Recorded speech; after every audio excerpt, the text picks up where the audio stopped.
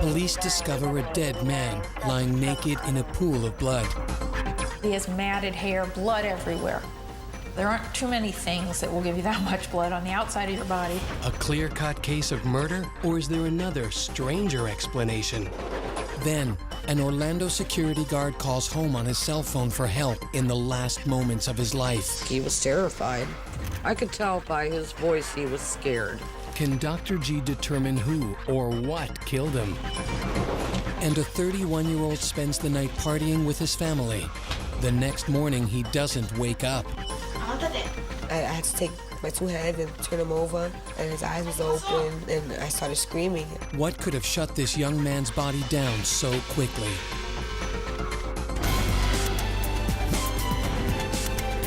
Altered lives, baffling medical mysteries, shocking revelations. These are the everyday cases of Dr. G, medical examiner.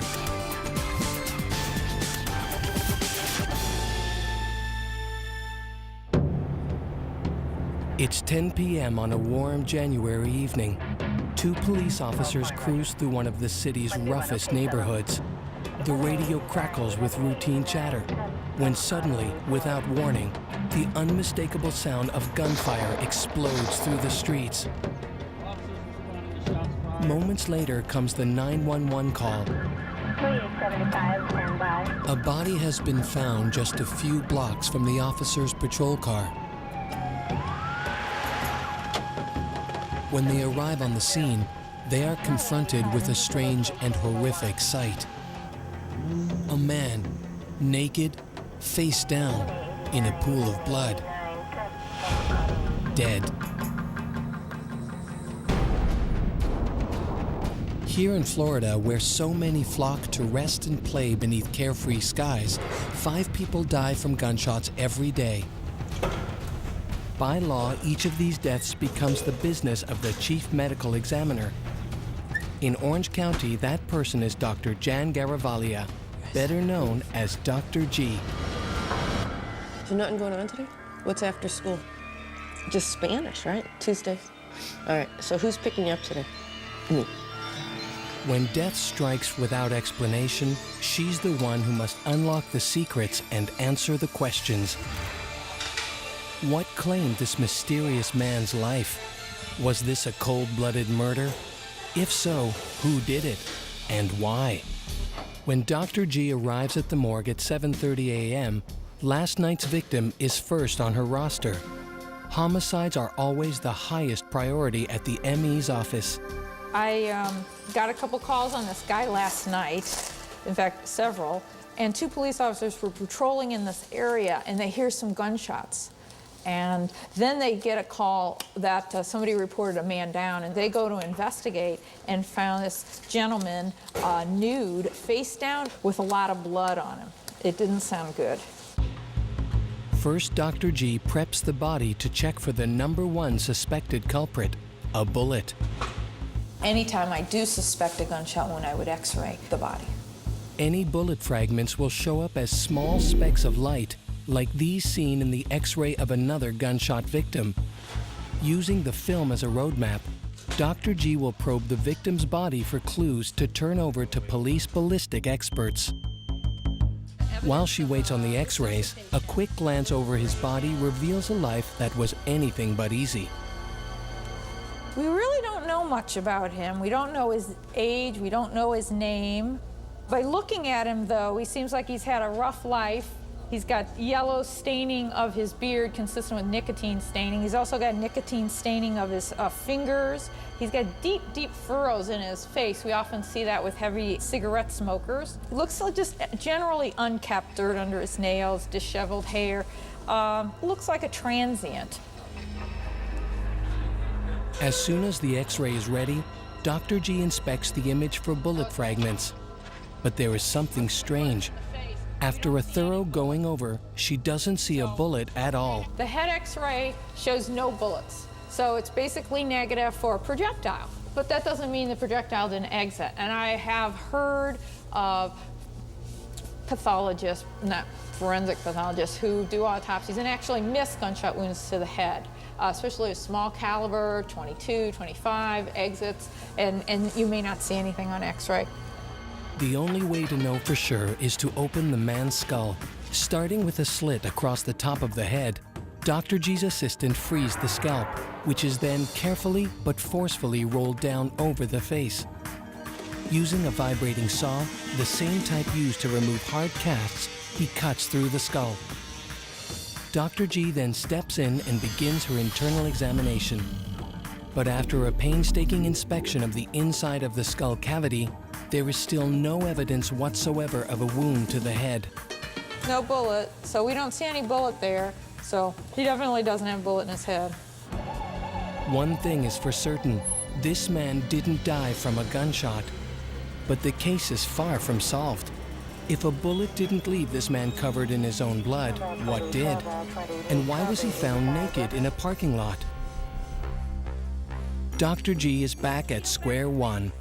As the autopsy poses even more questions, field investigator Dean Smith looks outside the morgue for answers. Okay, we've just met with the police on the gentleman.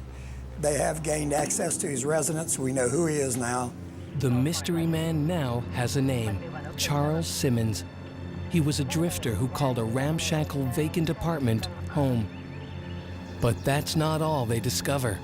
Inside his makeshift residence, police find an important clue for Dr. G, tissue soaked with blood. One possibility, which is looking more likely, is that it may be something that he's coughing up blood or vomiting blood from a gastrointestinal tract or from his lungs. But what condition would cause him to cough up that much blood? And was that condition fatal? Dr. G goes back to the X-rays, this time looking at the chest. She notices clusters of small specks on his lungs.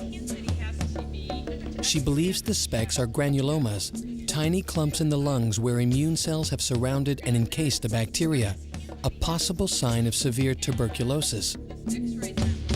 What does worry me, though, is that his X-ray of his lung doesn't look good. He's got some very big hilar lymph nodes. There's some other material in his lungs that I can't tell at this point. Could be TB. I'm very worried about TB from the lymph nodes. Tuberculosis is a dangerous infection of the respiratory system that usually occurs when a certain type of bacteria is inhaled into the lungs. Left untreated, tuberculosis bacteria will develop granulomas which grow in the lung's oxygen-rich air sacs. They destroy tissue as they expand, eventually causing enough damage to rupture the blood vessels. Now, TB is still a possibility, and TB could actually erode through a blood vessel, causing him to cough up a tremendous amount of blood. So it's still definitely a possibility. The presence of tuberculosis could change all presumptions about the case, but with it comes serious risk. If mishandled, even after the carrier's death, TB can be a highly contagious, even deadly pathogen. Next on Dr. G, Medical Examiner, the Orange County morgue is about to become hazardous territory. And we're not going to get TB from him with him just lying here, but once we open him, there's a chance we could get TB if he had it. So this is when we're going to go ahead and put our masks on. And later, moments before he died, this man made a last desperate call for help. I kept saying, Glenn, what is wrong? And he kept saying, I don't know. I don't know. Can Dr. G determine who or what killed him?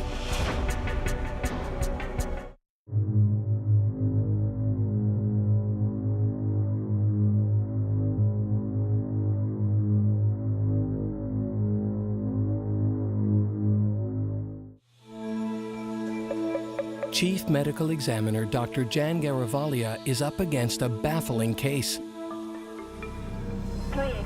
Charles Simmons was found naked, dead in a pool of blood, just after gunshots were heard.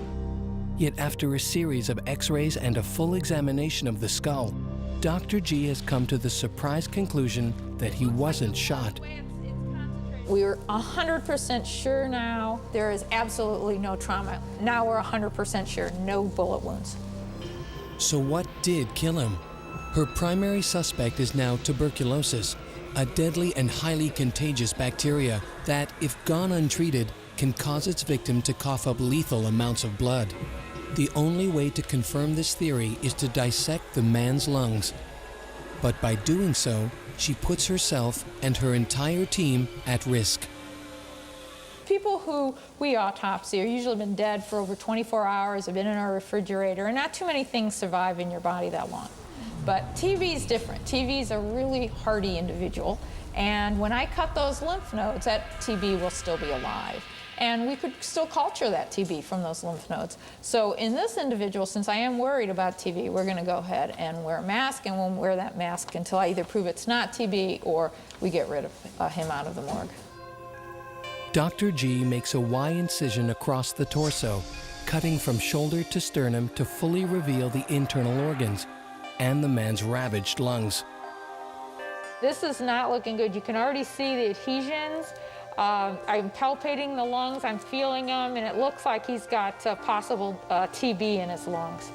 By examining the outside surface of the man's lung, Dr. G is becoming more convinced that he had once suffered from tuberculosis.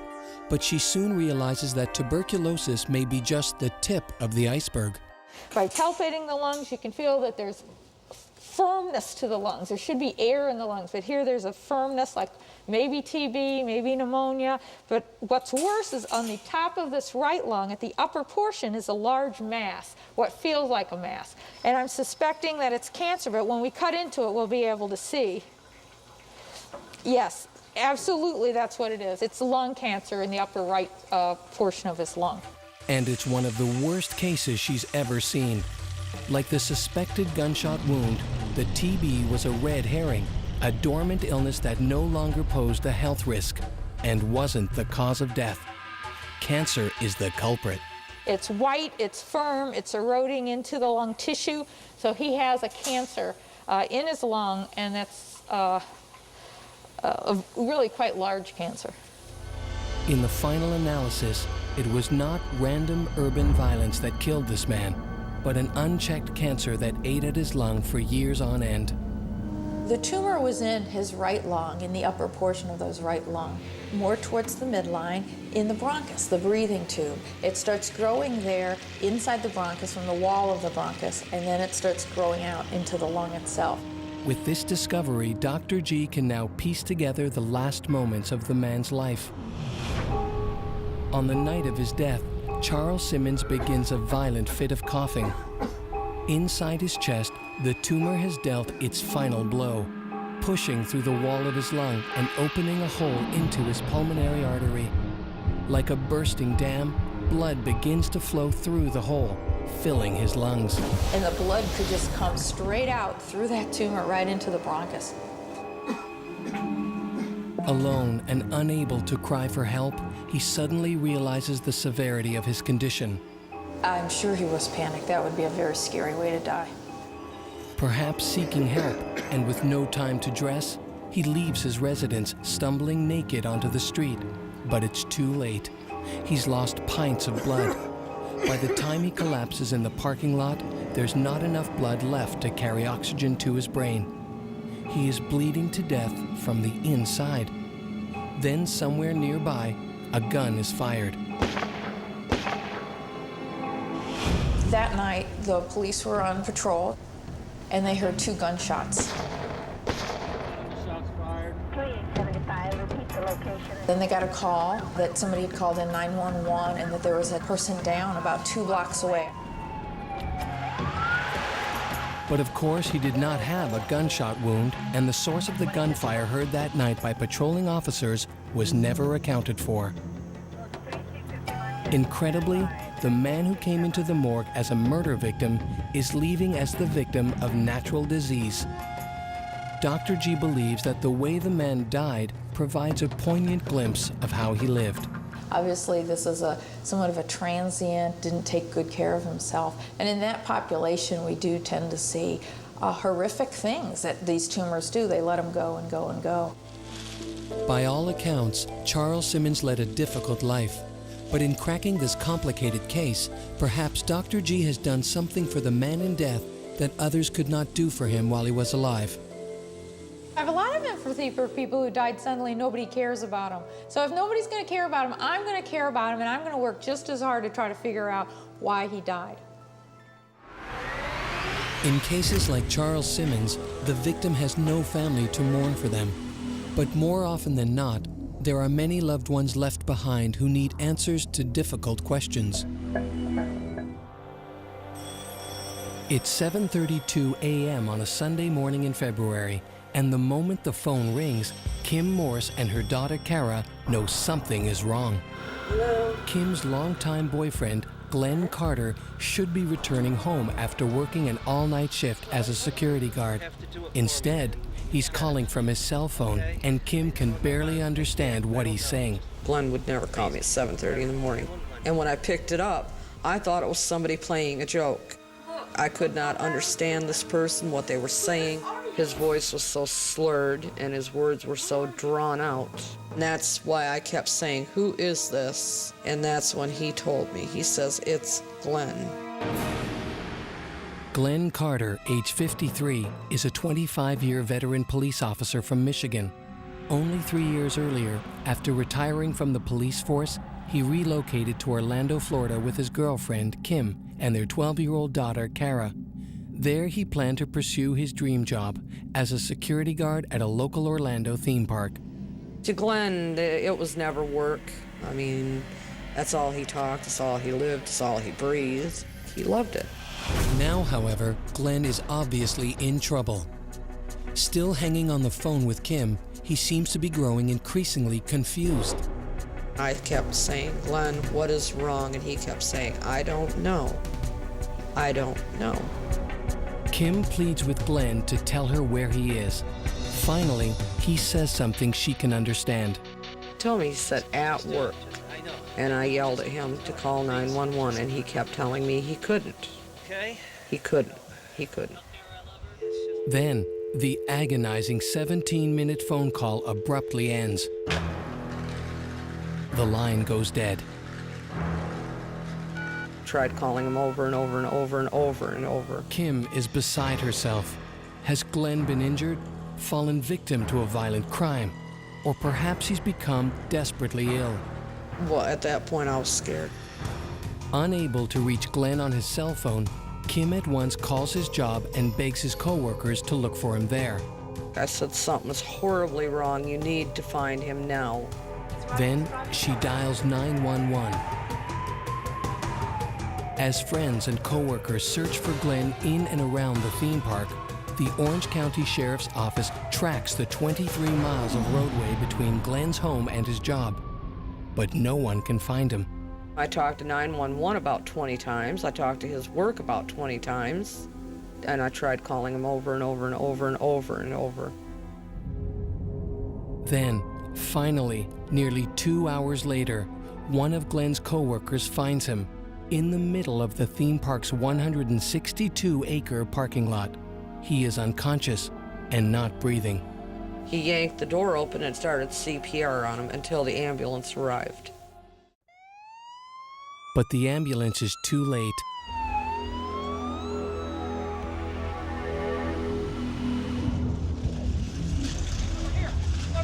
Glenn Carter is dead. For Glenn's girlfriend and family, there are only difficult questions. What or who killed him? And more distressing, if help had arrived sooner, could Glenn Carter have been saved? I wanted to know what he died from, of course. And could it have been prevented, you know? Was he suffering? Glenn Carter's body is transferred to the Orange County Medical Examiner's office in Orlando, Florida. There, Glenn's devastated family hopes Dr. G will discover the answers behind his mysterious demise.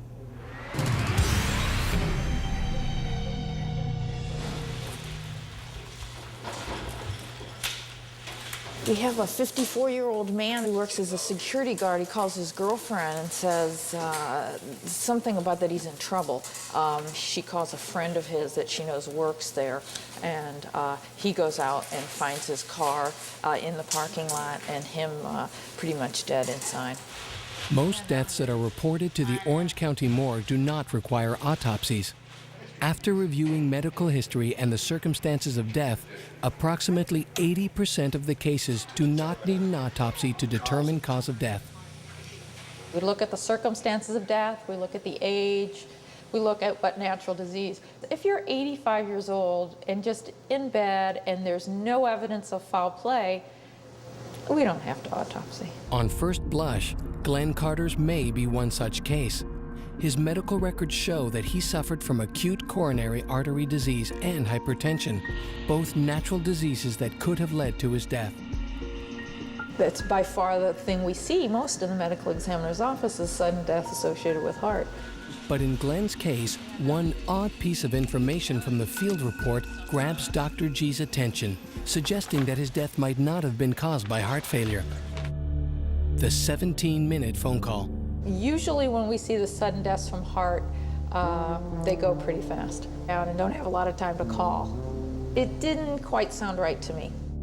Also troubling Dr. G is the family's feeling of culpability that they could have done more to save Glenn. She was very worried, and I think that needed to be put to rest if that was something that could have happened or not, because she would always be thinking about that. Then, too, is the possibility that Glenn was the victim of a crime. In Dr. G's estimation, the only way to get to the bottom of Glenn Carter's unexpected death is to perform a full autopsy. She starts with a thorough examination of the outside of the body. Oh, they look like little abrasions with some skin slippage. During the external exam, Dr. G documents the physical traits of the body, everything from unusual marks or characteristics to a person's eye color.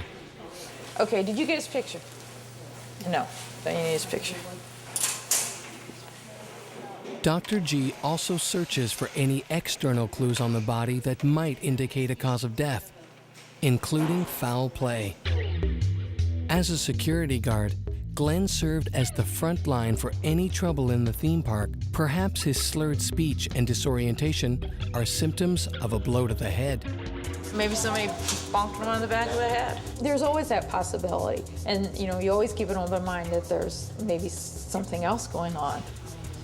Externally, though, it is sometimes difficult to detect trauma, especially a cranial injury. This will have to wait until later in the autopsy. What is obvious during the external exam, however, is evidence of Glenn's coronary artery disease. We've got the midline scar associated with his previous heart surgery. It doesn't take a genius to recognize the scars of a bypass on his chest, big scar going right down your chest and scar going up your leg where they take the graft from to sew into your heart. So that was clear. But not much else is. The external exam has yielded few clues as to what happened to Glenn Carter. At this point, Dr. G cannot rule out anything, but she remains undeterred. We're going to figure out why he died and could somebody have saved him. Next on Dr. G Medical Examiner, Dr. G leaves no stone unturned in the search for what killed Glenn Carter. There's always a suspicion of foul play because we don't know what's going on that other end of the phone. We just know something was wrong. And later, a seemingly healthy young man inexplicably dies in his sleep. What took Richard's life?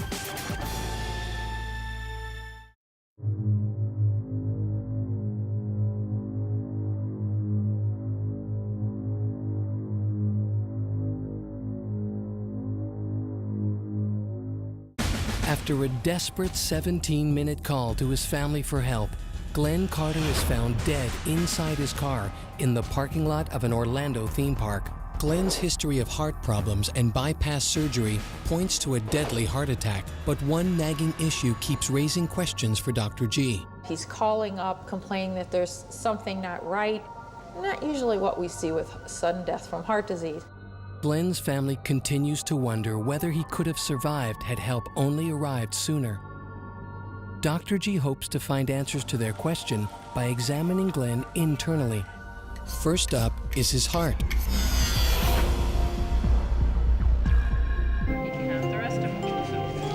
And Dr. G is surprised by what she finds. his coronary artery disease is dangerously advanced. I don't see any area for the blood to get through. It's completely occluded. Despite her lingering reservations, Dr. G is now wondering if heart failure is the cause of Glenn's death, as some of the outward evidence suggests. Well, the disease progressed. He'd had the surgery 9 years ago, and the disease just progressed. In many cases, bypass surgery results in a normal functioning heart for many years. But sometimes the lasting effects are much briefer. Well, in Glenn's situation, the plaque was built up in the blood vessels, and it was building up in the bypass grafts. And so it was still, his heart wasn't getting enough blood. That's not good. Inside Glenn's artery, plaque had accumulated. When the blockage interfered with blood flow, his body grew a network of smaller blood vessels to feed the starved tissue. This process is known as angiogenesis. In Glenn's heart, angiogenesis was well underway. A lot of smaller, what we call collaterals, had to have been formed because so many of the other ones were completely clogged. Despite the extra collateral blood flow from the angiogenesis, Dr. G can see that Glenn's heart was still not receiving sufficient blood supply. She finds many areas of dead or dying tissue in the muscle. Some are several months old, some more recent. You can see that he's got a little glistening, depressed area here. This is at least 2 months old. He's got a small area here that's several weeks old that it hadn't gotten enough blood and was dying. So there's little parts of his heart that are dying. This means that apparently Glenn had been suffering from imperceptible yet damaging heart attacks for some time.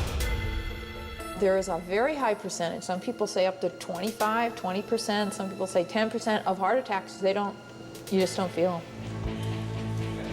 Then, when Dr. G weighs Glenn's heart, she finds another problem. It's greatly enlarged, a harmful effect of hypertension. You could see that he'd had high blood pressure. His heart was enlarged, not from the coronary artery disease, but enlarged from the hypertension. Contrary to her initial hunch, the evidence so far is leaning strongly toward a heart attack. So the heart, after seeing it, thought, boy, that's a good candidate for sudden death. But how can Dr. G be sure? When a person dies within a few minutes of a fatal heart attack, the body doesn't have enough time to produce any changes to the heart muscle that you can see with your eyes or even a microscope. Changes will only be visible on someone who has survived at least 4 to 6 hours after the coronary event. So oftentimes when people die of a heart attack and it's very sudden, I don't see any heart damage whatsoever. Glenn's case is no different. His heart shows no signs of a fatal attack. Determining whether or not he died of heart disease will require one thing: ruling out everything else. We'll make sure there's nothing else going on. We haven't quite finished the autopsy. We know there's nothing else internally in his body cavities. We've looked at his chest, we've looked at his abdominal cavity, all that looks fine. I'm gonna look at his, we'll look at his organs individually, but I didn't see anything that would have caused sudden death just by looking at him. The only other thing would be his head. I wanted to make sure that autopsy was done. I wanted to see if something trumped the heart. The brain, that's all I had left.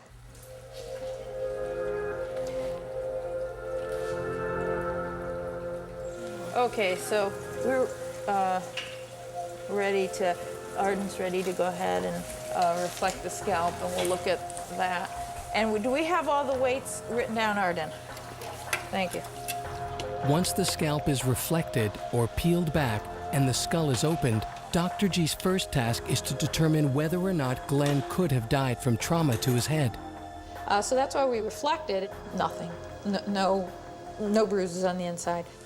Not only is there no trauma, but Glenn's brain looks perfectly normal for a 53-year-old man. His brain looks fine so far. And we see the hemispheres of the brain. They look pretty good. Yeah, that's when I was getting a little disappointed. I was a little disappointed because I really felt it was the brain. But as Dr. G removes the brain from the skull cavity, she finally uncovers the first abnormality. coagulated blood. I could see that it wasn't quite right. It was swollen, and then you could see a little bit of blood coming out. Leaking blood such as this is never a good sign. It means Glenn suffered some sort of stroke. And as she traces the blood to the base of the brain, Dr. G can see right away what killed Glenn Carter, without a doubt. Ah, he's got a pontine hemorrhage. Yeah. The pons is a part of the brainstem located deep within the base of the brain.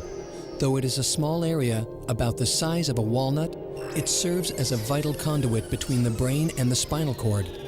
Any injury to the pons can be devastating. Let me make sure I check that. Dr. G's original hunch was correct after all. Glenn's heart didn't kill him. It was a hemorrhagic stroke in his brain, most likely caused by his high blood pressure. Oh, are they? Based on her findings, Dr. G can now reveal what happened to Glenn Carter as he left work at the Orlando theme park that Sunday morning.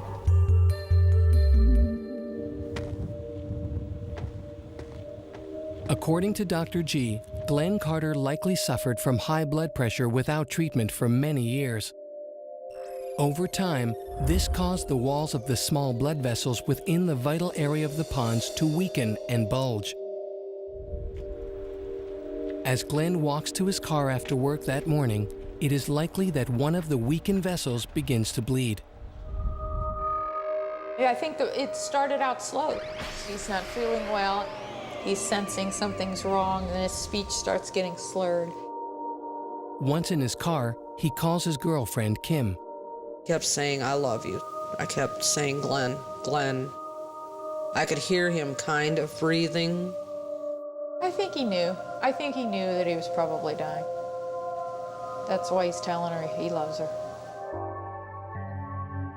By this point, Glenn might not be able to see or control the fine motor movements in his hands and fingers needed to call 911. The hemorrhage begins to affect his speech and brain function. Within minutes, as the bleeding in the pons begins to overwhelm Glenn's brain, he loses consciousness. His respiratory system fails, his heart ceases to beat, and he dies.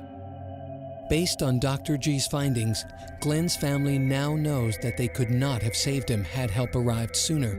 A pontine hemorrhage is almost always fatal. Even if he'd had medical attention right away, there's nothing you could have done for him. Glenn's death also illustrates how high blood pressure can be a silent killer. You have high blood pressure for years and never know it because you don't have any symptoms. You don't have any symptoms till it starts causing problems with your heart, or you get a huge bleed in your brain, or you destroy your kidneys from it. I still grieve. I mean, what are you gonna do? I think of Glenn every day. There's nothing that doesn't happen in my home that we don't think about him. Every day, every day. Next on Dr. G, Medical Examiner, a family vacation ends in tragedy. So I said, oh no, hold on, he's been dead already. This already happened. Was this young woman's brother harboring a deadly secret?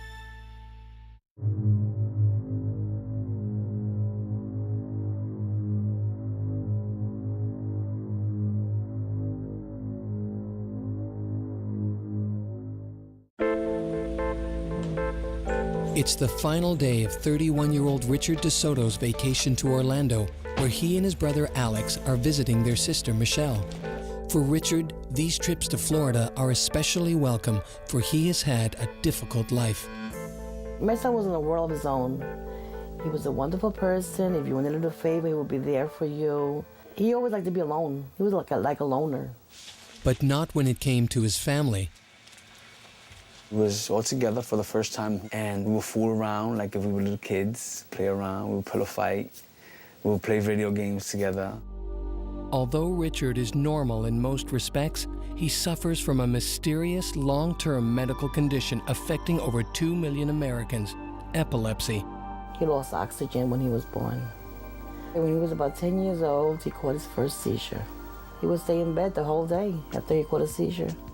This unpredictable condition has been an obstacle for Richard throughout his life. He was afraid to do anything because he thought he was going to catch a seizure. Richard, the father of a young child, does not work and lives on disability. According to his siblings, he has a difficult time functioning outside the loving support structure of his family. When he was here, he was so in peace, but he was so easygoing, he was so happy. I could see the joy in his face. He was so calm, he was at ease. As the final hours of his vacation wind down, Richard spends a carefree evening partying. He made me laugh so much, my cheeks, my stomach, I got a cramp. He was so happy. Before turning in for the night, he calls his mother back in New York. He says, Mom, I'll be home on Tuesday. And I says, yeah, okay, honey, you know, I'm happy that you're coming home. I really miss you. Those are the last words Carmen will ever hear her son speak. It's 7 a.m. the next morning when Michelle, still half asleep, hears her brother in the shower. But when she gets up a few hours later, she senses that something isn't right. So I opened the door, he was face down, his head was in the pillow. Michelle desperately tries to wake him. I started poking him, and it was like a solid, it was no response, no reaction, nothing. So I knew something was wrong. Frantic, Michelle dials 911. I'm screaming, oh my God, She said, okay, man, I want you to hold his nose and I want you to apply pressure. He released the air back to me and it was a funny smell. So I said, oh no, hold on, he's been dead already. This already happened. We gotta cut. EMS personnel arrive at 10:50 a.m. They immediately confirm what Michelle already knows. What's the monitor show? Her beloved brother is dead.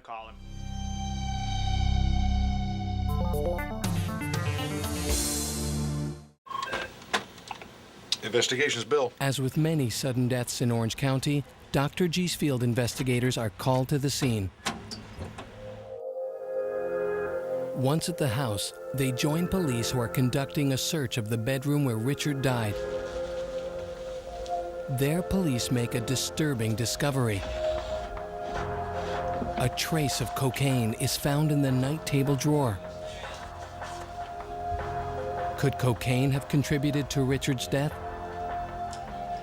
His family claims the only illicit drug Richard used was marijuana. And he smoked all his life, really. I mean, he started smoking since he was a teenager. But cocaine isn't the only drug police find in Richard's room.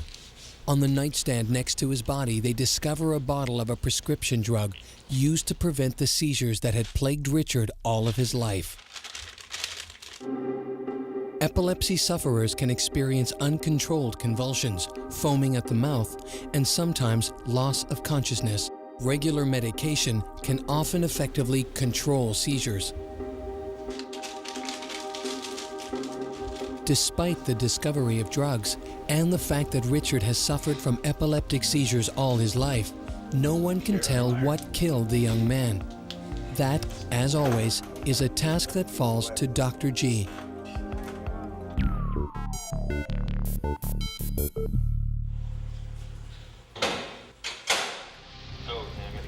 At the morgue, Dr. G begins the external exam. Right away, she notices something on Richard's ear, a marijuana leaf earring. We weren't sure if cocaine was going to be involved. We knew he'd smoking marijuana, so we didn't know really if he was into drugs or not.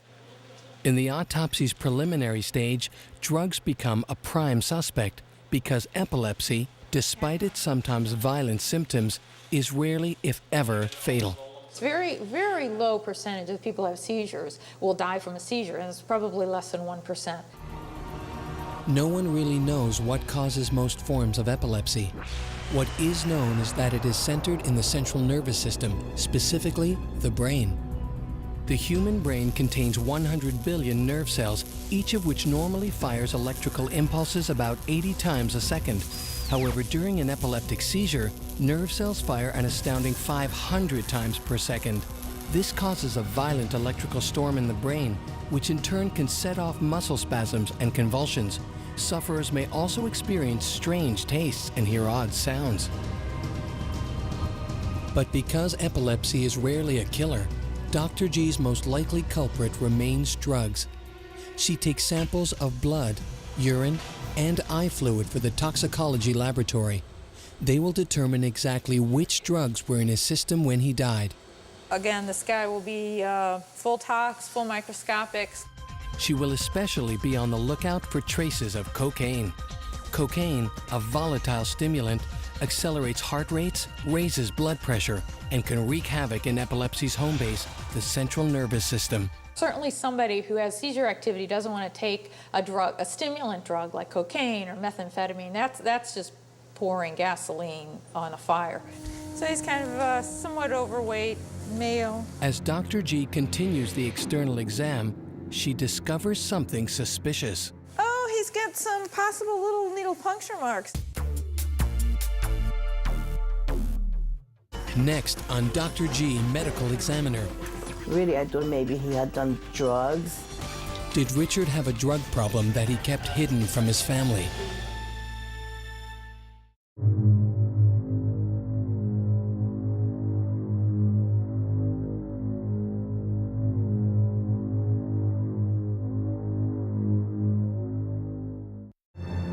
"31-year-old Richard DeSoto, who suffered from violent epileptic seizures most of his life, is discovered dead in bed.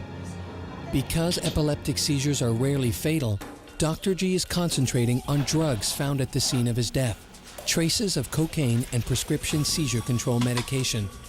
During the external exam, she also discovers puzzling puncture marks on Richard's arms. What's this? Did he have blood work done or something? Dr. G's goal: determine if Richard died of a drug overdose, an epileptic seizure, or possibly a combination of the two.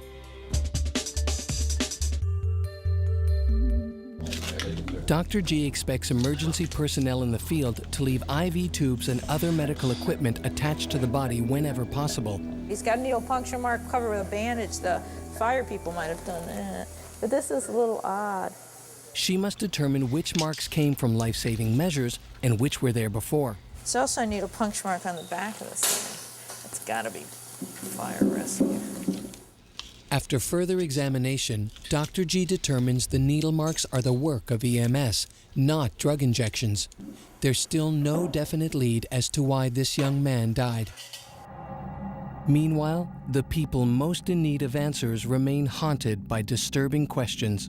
I figured maybe somebody suffocated him. You know, so many things went through my head.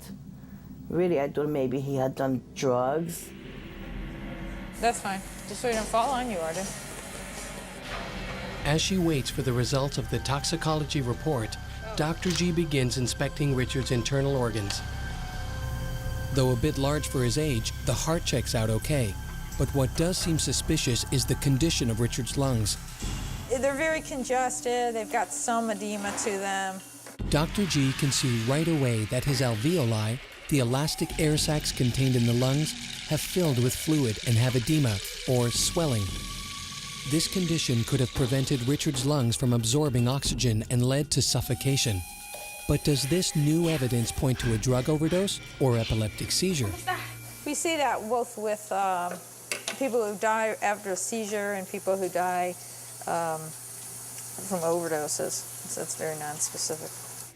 After gaining no definitive evidence from the torso, Dr. G moves up to Richard's head. Immediately, she observes another clue, this time in Richard's mouth. Oh my gosh, now that's one bad tongue bite. See, it's kind of raw there. That goes along with a seizure. It appears to Dr. G that Richard did suffer a seizure in the hours before he died, but his tongue also reveals numerous old bite wounds. Clearly he survived those. What was different this time? Even though epileptic seizures are rarely fatal, knowing that Richard had a seizure so close to the time of his death raises a new possibility. Could Richard have been the victim of a rare phenomena called SUDEP, sudden unexplained death in epilepsy? Typically, SUDEP kills people who are young or middle-aged like Richard.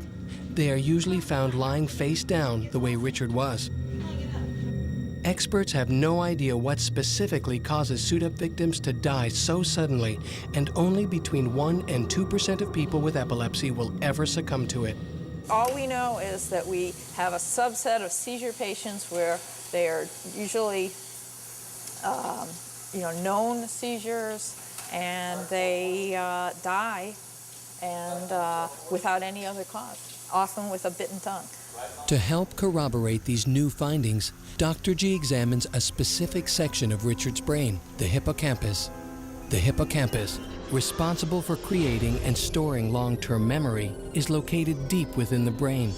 Here, epileptic seizures often leave a trail of physical damage that can be seen under a microscope. And we look for what's called sclerosing in the hippocampus. The level of sclerosing, or physical changes to the hippocampus, can give Dr. G a better sense of how frequent or chronic Richard's seizures had become. Microscopically, he did have some changes in the hippocampus consistent with chronic seizure activity, and that's what we see. But despite Dr. G's findings, by the end of the physical autopsy, there are still many questions left unanswered. The final piece of the puzzle can only come from the toxicology report. When the toxicology report finally arrives, it clearly shows what drugs are in Richard's system. But it's what Dr. G doesn't find that helps put the finishing touches on this unusual case. He didn't have evidence of death from any kind of illicit drug or prescription drug. There was absolutely no trace of cocaine in Richard's blood. In fact, with the exception of a little marijuana, there is no trace of any drugs in Richard's system. And that includes the medication he took to manage his seizures. Their seizure medication is supposed to, in a way, calm the electrical activity of the brain so it won't go off on its own. He didn't have any seizure medication in his system. He should have. Tragically, the drugs, only feet from his bed, were the key to keeping Richard's seizures under control. The medication would make him drowsy and dizzy. And he said that he would feel off balance all the time, all day long, throughout the day. So he said he was real frustrated with that. So I think that was one of the reasons why he stopped. Having thoroughly investigated all the possibilities, it's now obvious that illegal drugs had nothing to do with Richard's death. And the trace amount of cocaine found on his dresser may never be accounted for. Dr. G can now tell what happened to Richard on his final morning. Sometime before 10 a.m., Richard's neurons begin to fire abnormally, causing a violent electrical storm in his brain. With no anti-seizure medication in his system, the most powerful seizure he has ever experienced overcomes his body. He loses control of his movements and bodily functions and bites his tongue nearly in half. He may have been unable to breathe, typically a temporary condition during a seizure, but this time his breathing might not have returned. Other people feel that it's probably not the seizure itself that's killing them, it's a cardiac arrhythmia, that these people tend to have problems. Possibly the part of his brain that controls his heartbeat is adversely affected, prompting his heart to beat wildly. The irregular heartbeat then likely causes Richard's heart to shut down entirely. During his entire life, Richard had always recovered from epileptic seizures, but this one proves fatal. I miss him so much. I miss him a lot. I always think about the good times that we had. Everything else was ruled out. He has a low level, in fact, no level of Dilantin in his system, his anti-seizure medication. He has a big bite mark to his tongue. He's got some fluid in his lungs. Everything's consistent with the seizure, and no other cause of death was found. Thank God that in the autopsy report says that there was no sign of cocaine. Still, Richard's death is a tragedy that can serve as a valuable lesson for anyone dependent on a drug therapy plan. I feel like he did it to himself, and he hurt me so much that, you know, whoever at this point has the same problem that he has should take his medication and take it more seriously. And if you just take your seizure medication and make sure you know that you tell your doctor when you're, don't stop it on your own, don't stop it abruptly, you shouldn't have any problem.